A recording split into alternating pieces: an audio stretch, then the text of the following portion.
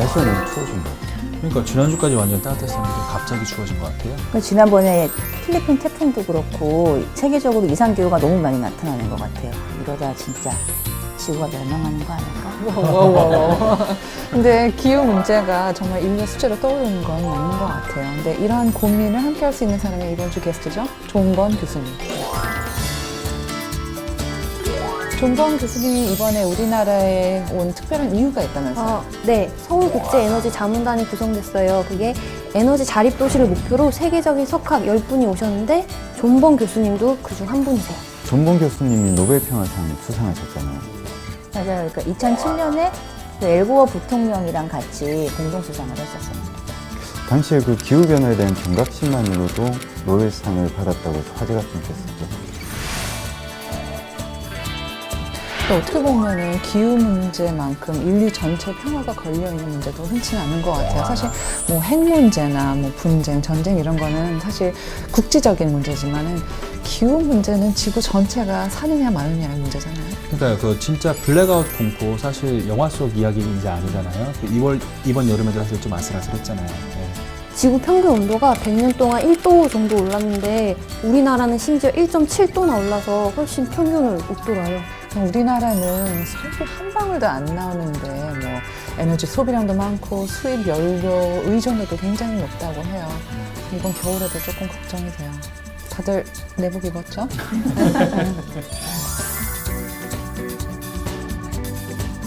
그래서 존번 교수님이 이제 자꾸 추천하시는 게 새로운 에너지 대안이 있어야 된다. 근데 그게 바로 이제 에너지 효율이라고 얘기를 하세요. 그러니까 풍력, 지열, 뭐 수소에너지 뭐 이런 거 다 신재생에너지 다 포함된 에너지가 쉬지는 않아서 그렇다고 해서. 신재생에너지. 네, 수소연료로 가는 친환경 자동차도 이미 시용화 되어 있다고 하거든요. 그래서 여러분들의 많은 의문점을 제가 존번 교수님에게 조목조목 여쭤보도록 할게요. 그런데 이것저것 개발하는 것보다 덜 쓰는 게 더 중요하지 않아요? 예리한데. 근데 사실 뭐 기본으로 그냥 돌아가자 하는 것도 방법 중에 하나일 것 같아요. 그러니까 개발도 전략도 필요한 게 요즘 같은 에너지 시대의 고민인 것 같아요. 근데 키워드 많이 나온 것 같으니까 한번 정리를 해볼게요. 자, 첫 번째는 노벨상을 할까요? 노벨상? 어때요? 네, 괜찮은 것 같은데요. 오케이, 싫으면 그럼 다른 거 해도 돼요. 노벨상, 기후 문제죠. 또 뭐가 있을까요? 저는 그 서울의 에너지 대안이 공부는 발전은 해야 되고 그렇다고 또 아까 세미가 말한 대로 계속 절약만 하고 있을 수만도 없을 것 같고 정말 실질적인 대안이 뭔가 현실적으로. 에너지 대안. 하나는 더 해야 되겠죠? 저는 기후가 요즘 이상하게 돌아가니까 그 지구가 멸망하진 않을까 이런 두려움도 좀 있거든요. 인물론자신 것 같아요. 약간 좀 관심이 많아요. 세계적인 기후의 흐름이나 요즘 변화는 어떻게 될 것인지 이런 걸 좀 기후변화 추세라고 할게요. 가로안에 지구 멸망.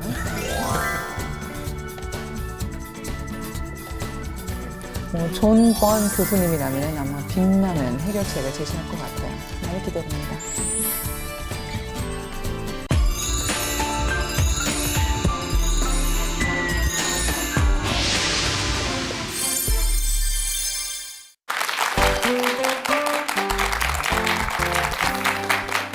Coal, oil, and natural gas.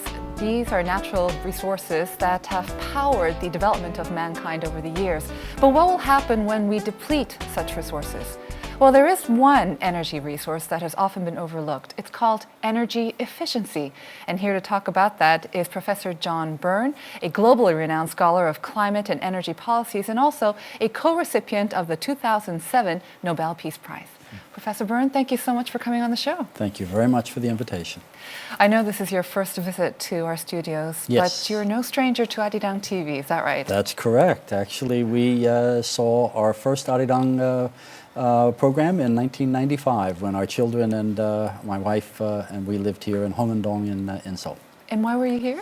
I had received a Fulbright Fellowship to teach at the Graduate School of Environmental Studies at Seoul National University. Wow, so you were one of our very first viewers. I think we may have been. Wow, what an honor. Was that also your first time to Korea? No, actually we came to Korea. I first came to Korea in 1986. So, and I was here as part of an invitation with the Korea Energy Economics Institute to look at an issue of common interest, energy. Wow, okay. Yeah. So long history Long and time, connection with yeah, Korea. yes. That's wonderful. Yes. And you're here now because of the Seoul International Energy Advisory Council, which was just Correct. launched, Correct, right? just launched, yes. And the council is formed of 10 energy experts from around the world. Yes. Would you explain your role in the council? I think I was selected to the council to help on two fronts. As you mentioned at the beginning of the program, energy efficiency and also renewable energy and how they can be applied in a city setting like Seoul. And because I have some familiarity with the Korean and Seoul context. Okay. Well, before we go further, I'd like to just touch upon the definition of energy efficiency Good one. as a resource. Because when we think of energy efficiency, I, for one, would think of it as just a way to conserve energy. Yeah. But you're calling it a resource. Yeah. How so? Yeah, that's an important point you're raising, and it is saving energy. That is its function, but it's a way of thinking about how we use our ideas and turn them into practical technologies. If we can use our ideas to utilize energy in a more efficient way, then it becomes a resource. We now no longer have to use as much energy as we did before, and as a result, we don't need as much coal and oil and natural gas, the prices of which are climbing, and the uncertainty of the costs in the future make it difficult for us to depend upon those sources. So that's why we've begun to use the term energy resource for energy efficiency. Beside the cost, how many years do we have left of these basically fossil fuels and these finite sources? So in one sense, we will never run out because we'll never pay for the last barrel of oil because it'll be too expensive, okay? You know it. But actually, I think realistically, given the demand in India and China, we are probably only 30 years or so of fossil resources that we can afford. They'll still be there, but we won't be able to afford them. So what do we do then? So, very good question. I think what we do is we start to use our intelligence to build a different energy infrastructure, one in which our buildings use much less energy but produce all the services that we need, lighting, air conditioning, heating, and so on. We start to build our new vehicles and our new transportation system that way. And we utilize another neglected resource, which is the renewable energy that graces us every day. And utilizing particularly, I think solar energy is going to be a very important resource for us in the 21st century. I want to talk about renewable resources in detail later on, but just to touch upon, you say 30 to 40 years left of maybe affordable fossil fuels, but we've been talking about, or we've been hearing about renewable energy, especially solar energy, for I would think about 30, 40 years. That's right. And we thought we'd have houses and offices that run on solar power by now, but what's happening? Didn't It happen. seems to be taking too long. Sometimes we think that the problems are technical, and if we can improve the technology, then the rest of the problems will solve themselves, but it's not actually that easy. It never is that easy. And I think in a way, renewable energy was oversold as a technology in the earlier period. But the good news is that even our investment community is now looking at renewable energy. In fact, recommending to investors that they put their energy dollars, their energy won now into renewable energy. It's the fastest growing source of new energy in the world, including in my country, which we use a lot of energy. It's the fastest growing source of new energy in the United States as well. And solar is the fastest of the fastest. So I think after we oversold renewable energy, finally, your point that we would someday have our buildings powered by solar is coming now. Finally, it is coming. I've heard a lot of criticism that it's still very expensive. It's not reliable because we need to sometimes store the energy when we have cloudy days. It's not always sunny. Good point. So we still have a lot of issues. Yes, we'll Do you still think have some they will issues. be resolved in the near future? So solar energy is going to compete first when it is the most expensive time of day to provide energy to our buildings, which is in the hot afternoons. And that's the most expensive. So it's not competing against the low-cost energy options, it's competing against the high cost. And in that case, solar energy is, in some parts of the world, including my country, is already competitive for that high-cost market.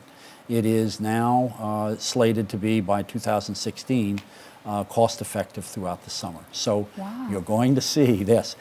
And this is how it happens. A lot of times when we have changes in the beginning, we don't really think the change. I don't know how you felt when you first saw a cell phone, but I can say when I first saw it, I thought, this won't work. You mean the big brick size Yes, ones? the big brick size ones, right? It's not going to work. No. Okay? I was really wrong. Should have bought the stocks. Okay? And I think those who are betting against solar energy are making the same incorrect bet. The technology is sophisticated now, and it's going to be able to be used very cost effectively in the very near future. And on your point about the need for storage during interruption, we're also working on that problem. There's some very exciting things going on, including in your cell phone. We don't maybe recognize how all of us depend upon storage technology for us to carry around our cell phones. So lots of interesting things are going on, and they are compatible. The innovations in cell phones are going to help solar technology, and the innovations in solar technology are going to help us in so many other ways. So note to self, buy stocks in solar panels now before, okay. Let's talk about energy efficiency then. Sure. You chose energy efficiency as Korea's most important energy resource. Yes. I guess it's Yes. because we don't have a lot of natural resources. Correct. Is that right? Correct. That's Okay. part one is you have to import most of your energy. Right. Okay. But the other really important point, it costs in Korea now around 45, 41 per kilowatt hour to save energy through more efficient devices. That is, if you pay for the better TV, the better, more efficient TV will only cost you the equivalent of around 40 or 45 won per kilowatt hour. But into your household budget, you are being charged around 85 to 90 won per kilowatt hour. So it is far more cost effective than any other option available to Koreans at this time. And it's true in my country too. It's true everywhere in the world. The most cost effective energy option is energy efficiency. And if I can just mention, it also has a great environmental profile. No emissions. Wow. Could you, I sort of got what you just said. I think I understood the 40 and 80 Sure. won per watt. But if you can bring it into sort of more layman's terms, for Sure. instance, like a TV. Yeah, How let me that- try. yeah. So my wife and I, we just recently purchased a TV. And the TV we purchased is a backlit using a particular lighting technology, LED technology, invented by Samsung, by Samsung researchers. And in the United States, retail devices like that receive a rating by the U.S. Environmental Protection Agency. And the rating includes how much will it cost you to operate this TV per year. So when we went and bought our TV, the rating that US EPA gave to the Samsung invented TV is $19 US per year, or Wow. maybe cheap. Yeah, very cheap. And the previous TV would be rated around $200 a year. So almost 1/10. That's energy efficiency. That's correct. That's energy efficiency. It uses 1/10 the energy as before, and so my energy bills go down 90%. That's amazing. That's a good idea, don't you think? And no emissions in the process. So, problem I'm worried about of climate change, we can solve this problem. But what about the price of the OLED TV? That's right. So the OLED TV has a higher price, so you have to find a way to make it possible for the savings to pay for the added cost. That's the big step. If the savings can pay for the added cost, then you and I, it doesn't matter any longer. When we go to the store, even if it is a higher cost TV, if the savings are automatically provided to us as a way to pay for it, nothing comes out of our checkbook for the new TV any differently than the old TV. Do you see what I'm? Yes, I think I do. But that's the idea of the sustainable energy utility. So I'm sure we'll talk about that at some point. Okay. You also mentioned that Seoul needs an energy efficiency project. You Yes. mentioned this. Yes. What does that mean? Yeah, so this is really the sustainable energy utility. Okay. What we all need is a way now to take the savings that we're going to get by using better intelligence in our technology and be able to borrow against those savings. That way, you and I don't actually, it doesn't cost us more to buy the better technology. It now costs us the same as it would have before because we're borrowing against those savings. The savings are paying for the additional cost. Sustainable energy utility is a new kind of utility rather than trying to help you pay per kilowatt hour of use.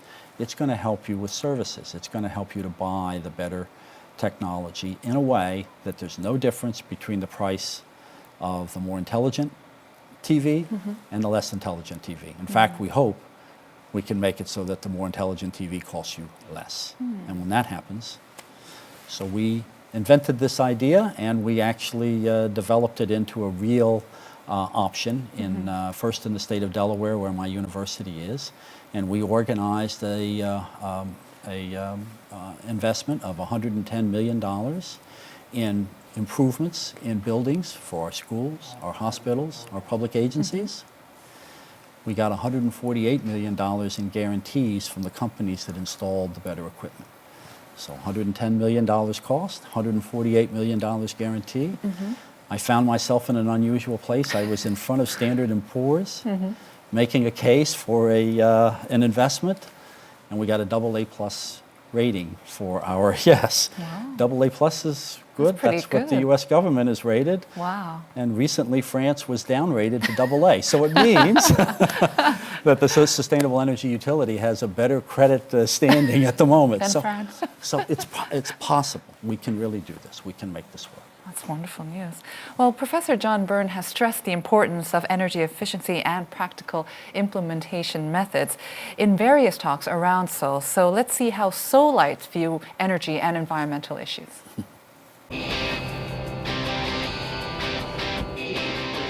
This conference in Seoul was about finding a new paradigm for energy in the Asia-Pacific region. It was a time for experts to review policies and explore innovative new technologies. At the conference were Professor John Byrne, as well as researchers from Korea University and the Korea Institute of Science and Technology. Energy agenda is becoming ever more important in the Asia-Pacific region. And we used to focus on the energy supply side, but actually energy policy requires a broader dimension, especially on the innovation side. So that was why the KU Kids Green School organized the conference. Professor Byrne gave the keynote address on the topic of new thinking for a new climate. He was a key member of the Intergovernmental Panel on Climate Change and did much to raise awareness of the dangers of climate change. Impressive entities. So what does he think about today's environmental issues? And what does he hope for from Korea? I think Korea has a great opportunity to develop its energy efficiency and renewable energy technologies and to utilize them to build the new cities and the new society of tomorrow. It's a leader in several of these technologies, including photovoltaics and information and communication technology, and it can use this leadership as a way to build a better society for its people. John Byrne singled out energy efficiency as Korea's top priority. His lecture was followed by many other papers on energy policies. But what does the audience think? 에너지와 환경에 대한 정부의 역할에 대해서 굉장히 관심이 많은데, 그래서 정부가 과연 어떻게 역할을 할 건지, 또 그 툴들이 어떤 것들이 있을지에 대해서 말씀해 주셔서 굉장히 좋았습니다.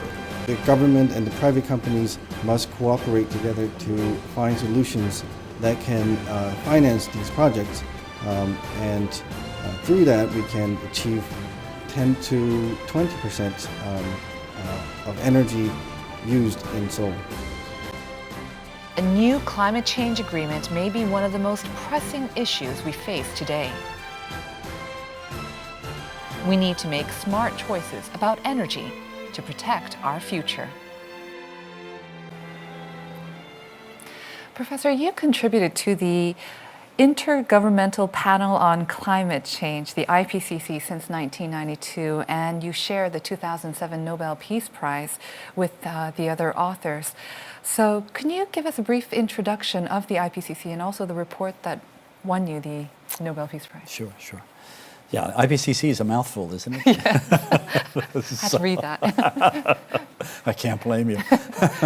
IPCC was created as a science body to review what do we know and how well are we confident in our knowledge, how much confidence do we have in our knowledge about the prospect of climate change. It was created back in the early 1990s, and its role is to synthesize the best available evidence. What is the research that has passed peer review and can be then published so that governments can make decisions about this problem. So that's the IPCC's mission. We issue assessment reports every few years. There'll be the final version of this assessment coming out in the spring. It's issued in 3 volumes. I'm not sure any of your viewers are going to be rushing to the bookstore for this. They're about 1,100 pages per volume. They're pretty boring reading for most people. Maybe a good sleep aid, I don't know. But, no. I'm sure it's fascinating. Keep us up all night. I don't know. But the purpose is to try and give the best available information we can, because it's a difficult problem, and make sure that the people who have to make the decisions have the best information available to them. And was that the base for Al Gore, U.S. Vice President Al Gore's documentary, An Inconvenient Truth? Yes. He drew some of his points from the IPCC's work. He drew from several sources, not only the IPCC, but yes, that's correct. And the film, of course, went on to win an Emmy and also an Academy Award. And it raised such awareness about climate change. Do you find that such awareness and concerns about global climate change has continued since? I have to say I'm a little concerned about my own country. I think we're paying less attention than we should. But I do think that by and large the rest of the world is paying attention. And the unfortunate circumstances of high energy storms that we've been seeing recently in my country last year, this year, this terrible tragedy that has happened to our friends in the Philippines. So I think people are paying attention. I just wish my own government would pay more attention. Because weren't there some critics who said climate change is actually a little bit overblown? Sure. There's all these mad scientists cooking up this theory that actually it's just a natural progress of Earth, the planet Earth? So, yes, and I'm glad you brought that up. The evidence, our job is to collect the evidence, and we collect the evidence. We don't color the evidence, we don't produce new, we collect the evidence. So I find it hard to believe, if you've ever interacted with scientists, they can be some of the most nerdy people on the planet, and to have them in a conspiracy is kind of hard to believe, frankly speaking. So it is the evidence, and it's not welcome evidence, but it is the evidence. And on the question of whether there are skeptics, of course, in any good scientific process, there should be folks who question. So I don't worry about folks who ask questions. I'm used to it. Every time I publish a paper, 2 or 3 peer reviewers will tell me that I have it wrong. It's normal. That's how it's supposed to be. But the weight of the evidence is overwhelming. You're going to hear this spring that the evidence is even stronger than the last assessment indicated. I think we would be making a big mistake to bury our heads in the sand in the face of the evidence. And based on such evidence, you're saying that humans have a 90% possibility of influencing climate change. Correct. Actually, it'll be a little bit higher, but yes, in in the spring. In the spring, it'll be a little bit higher. So if we have a 90% possibility of influencing climate change, do we have that much influence on reversing the damage that we've inflicting on the environment? It won't be easy, because the damage, once we have begun this process, and I'm not saying that we intended to do it, but once we went down this route, the problem we have, practically speaking, is the molecules of greenhouse gases. I'm not going to go into chemistry, I promise. That are You saw that the are in panic the look in atmosphere. That's right. They last a long time in the atmosphere, so it's going to take a long time, no matter what we do, for this process to reverse. Okay, so that's all that I want to say on that point. That we want to be careful about having too high an expectation that we can turn it off immediately. But to your point, can we actually reduce? If I could just go back to that very nice invention of Samsung, 90% reduction in the energy requirement, better picture, better set of services coming from that television. If we use our intelligence for this purpose, yes, we can reverse the damage that we've caused. It'll take a while, but we can do it. So we'll talk about more environmentally friendly sources of energy then. Great. Renewable energy, of course. We talked about solar. What are the other examples of renewable energy? So we have a lot. We have a very large menu of renewable energies. Wind is one that people often know about. It's very place specific. You have to find where the wind speeds are blowing at a level that technology can harvest. But a very good one, very practical one. About 3 meters below the surface of the Earth, the temperature is a relative constant. It's a constant in Fahrenheit, about 55 degrees, 50 degrees, 55 degrees. If we use that temperature to warm or cool our buildings, instead of what we do now, when it's really cold outside, we try to heat cold air. Why not use what's called geothermal energy options? Another very good one is bioenergy. The use of biomaterials we have to be careful. We don't want to use food sources for energy. But It's not banana skins then? Biomass, like we Back could to the use Future? There's better than banana skins, but there are a number of options that we can use of those materials. That's right. You have the essential point. So bioenergy, wind energy, geothermal, and of course solar. And you said earlier that in addition to solar energy, which is probably going to become very commercially and affordable, Yes. commercially available and affordable by 2015, you said. Yeah. What about the other sources? Will they become Yes. affordable and available by then too? The wind resources, where you have good wind, are already commercially available. It's why so much wind has been invested in, for example, in Europe, because it is commercially competitive. Geothermal, sometimes you get a neglected source. I think geothermal is the neglected source. Just a couple of meters below the surface, we should be using this resource for our buildings, and we're failing to do it. It's a very practical technology. It's already cost effective. One that actually both China and Korea do well at is solar thermal, utilizing, you put your water storage units on the surface on the roof of your buildings, Yes. and you let the natural heat of the sun do some of the pre-warming, so you need less energy overall. Again, a very practical technology. You're using it a lot here. I wish the U.S. would use it more. I'm not sure how efficient it is in the wintertime, though, when we don't need so much icy cold water. That's right. we need hot water. You need to insulate.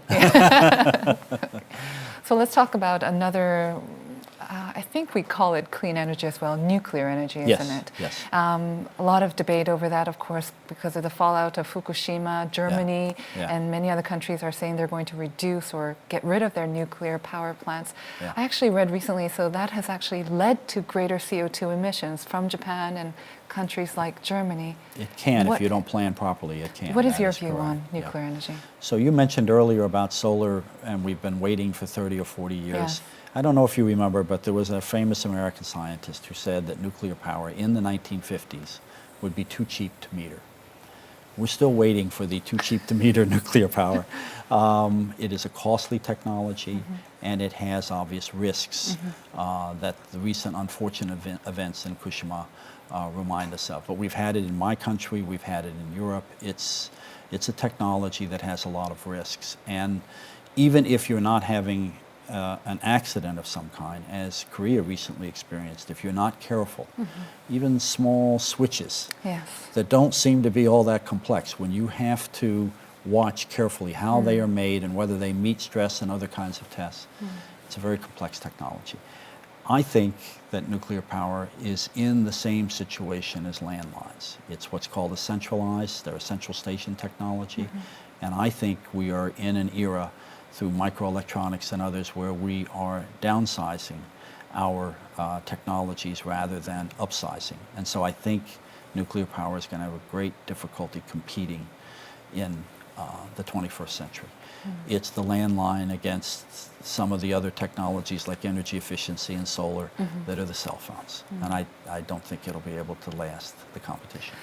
So nuclear power plants and solar energy, renewable energy, that seems to be up to companies and governments. Yeah. But what can we ordinary citizens do? There must be some ways that we can also increase our energy efficiency, if that's possible, or conserve energy. What can we do? Absolutely. There's lots of things that we can do as just ordinary folks. When you go into the store and you're buying new stuff of whatever kind, we not only need to look at the price, we need to look at what is its performance rating and make sure that we choose the better performing option. When you do that, the higher efficiency TVs, as they make their way in, that's going to be a huge saving for everybody, and that's driven by us. We can make those choices. We can also make it in our own personal affairs in our homes. We know how to use less energy in the home. We've always known how to do it, and a lot of times it takes our children to remind us, who tell us, Mommy, Daddy, you need to turn off the light, or Mommy, Daddy, you need to recycle the newspaper, or all of these are very practical steps that we can do, and it actually is good for our planet, and it's good for our children. So we are making a difference when We we are just making a difference switch when we off the do that. lights. Yeah. So when did you become interested in energy? Were you an energy nerd from a very young age? Excuse the term, but were you always as interested No, in energy? I welcome it. That's who I am. I know it's. I became interested in energy in the 1980s when it became clear that we were going to make a shift from one energy system to another. And I, at the time, had been looking at other technology options and had been looking at some different economics that might make it work. And so the 1980s were the time when we were began thinking about maybe we need to think about a different approach. And so on your earlier point, my first book that I edited with colleagues was called The Solar Energy Transition. It was published by the American Association for the Advancement of Science in 1983. I was probably a little bit optimistic. But that came out of that early interest in seeing a change in direction. And what really interested me was, how can we do that? How can we do a scale kind of change like that? That's what attracted me to the field. I don't remember 1983 that well. I mean, I was worried wasn't a that, baby, but I wasn't a baby. But was there a lot of talk about climate change or environmental damage and need for greater energy efficiency even then, 30 years ago? That's a very, very good point. Yeah, actually, in the 70s, because of the oil embargoes, it was really the cost of energy that was driving the interest in change. But along the way, actually, the early 1980s is when some of the earlier evidence that had been documented in the 60s and the 70s now became more widely known beyond the scientific community, that there were some signals here that there were some problems. So it actually does begin during that period. Okay. Well, Professor John Byrne currently serves as the director of the Center of Energy and Environmental Policy at the University of Delaware. So let's pay a visit to the University of Delaware, which is a pioneer in energy research. The Center for Energy and Environmental Policy at the University of Delaware was established in 1980. The center has a diverse body of researchers with backgrounds in economics, sociology, geography, philosophy, engineering, urban planning, and environmental studies. They work together to address a wide range of environmental issues, including climate change and energy transformation. We need a different paradigm, a new paradigm that can be built on a different relation between energy, environment, and society, one that is built out of the principles of conservation and renewability. CEP invented the Sustainable Energy Utility to embody those principles and to begin the process of moving us to a different paradigm and hopefully a different future. SEU's thinking is based on the principles of stewardship, shared responsibility, and the commons. We're committed to a future based on justice and sustainability. We recognize the importance for all societies and ecosystems to have access to health, safety, and security. Researchers at CEEP developed an innovative model called SEU, Sustainable Energy Utility, for redefining energy use. Through this and many other endeavors, CEEP seeks to advocate for energy and environmental policies. Maybe it's because I'm a Korean, but it's quite surprising to see a university that's more advanced in energy technology and policy than a government or a public agency. How did it become a center of excellence in this field? Well, I think universities at least are supposed to do that. We are supposed to be working on the leading edge. I'm not saying that we do it well all the time, but that is what we're supposed to do. And in the case of the University of Delaware, there's actually a very good explanation for why we really focused in on this matter. A lot of the energy challenge is a combination of engineering and economics.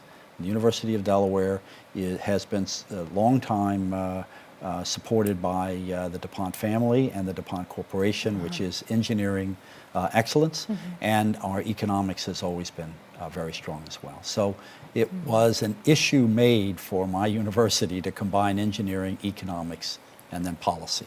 And that's what we've tried to do, is to put those three together. Our students take courses in all three disciplines in order to get degrees in the field. And as you mentioned before, it's the economics and the policies and the state also seem to be helping you. Yes, that's right. That's correct. And the state of Delaware is actually quite famous for its energy efficiency technologies and projects in this field, is that right? Yes, yes. That's the Sustainable Energy Utility. And we formed the Sustainable Energy Utility at a time when electricity prices were slated to climb very fast in the state. And so the center that I direct had formed this idea of a new utility, and we were given the chance. It was put into law, and as a result, we were able to organize this groundbreaking investment in energy efficiency and renewable energy, and got the AA+ rating from Standard & Poor's. So yeah, it was very special. I was the co-chair for that work of the Sustainable Energy Utility with my good colleague, State Senator Harris McDowell, and we were given a shout out by President Obama, which made me personally wow, and and Asian Development Bank also has recommended that the fastest growing economic region in the world think about this model. Is it also being adopted by other states in the U.S.? Yes, we are now working through another vehicle, the Foundation for Renewable Energy and Environment. We are working in California, in Pennsylvania, and a variety of other states in the U.S. and abroad. So is this also leading to a lot of profits? Is it a business model? It is a business model. It's not leading to profit in my case. No. I'm a nerd. I don't... You're not interested in profits? Well, and I don't really know how to do it. But I know how to build the model. I don't necessarily know how to... So, but yes, it is a business model, and it is built on making sustainable energy profitable. That's the whole point. If solar and energy efficiency can't compete, we will not make the big change we need to make to address the problem of climate change. So it has to be a business model that that can make economic sense, and that's what we've been trying to do. And most of the investors are private? Yes, yes. Our the model is a model that brings private investment into the development of these new technologies. So the 110 million that I mentioned in that investment entirely came from private sector investors. So we sold into the bond market, and bond buyers who are not noted for their wild ideas about this. I mean, bond buyers are very conservative economic players, and they bought our bonds and at a premium. We actually had gone into the market with one price. We sold at a higher price because bond buyers demanded the bonds. So yeah, we did well. Very good. Well, I'm joined by Professor John Byrne, and we'll be right back after this.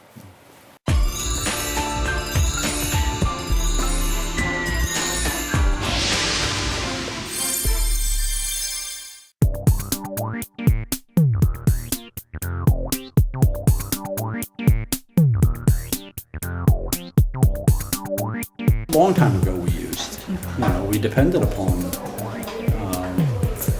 running water would be the principal way that we would pump and things like that, and then we stopped using those sources and we switched to the fossil fuel sources.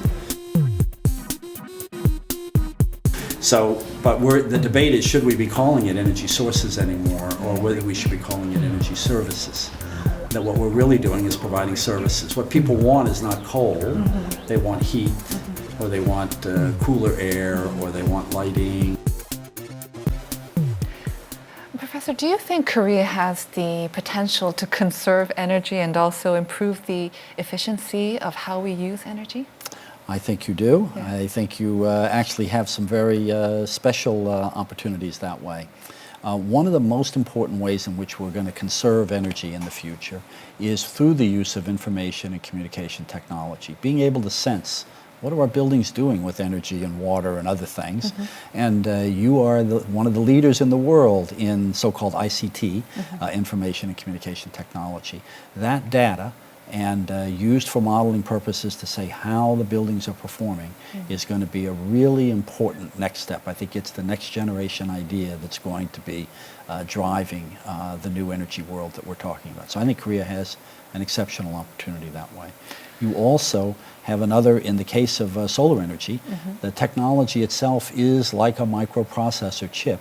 And you are also very good in that technology, and you are producing some of the higher quality solar cells that are in the marketplace today. So I think that Korea has the opportunity and the ability to be a leader in this field.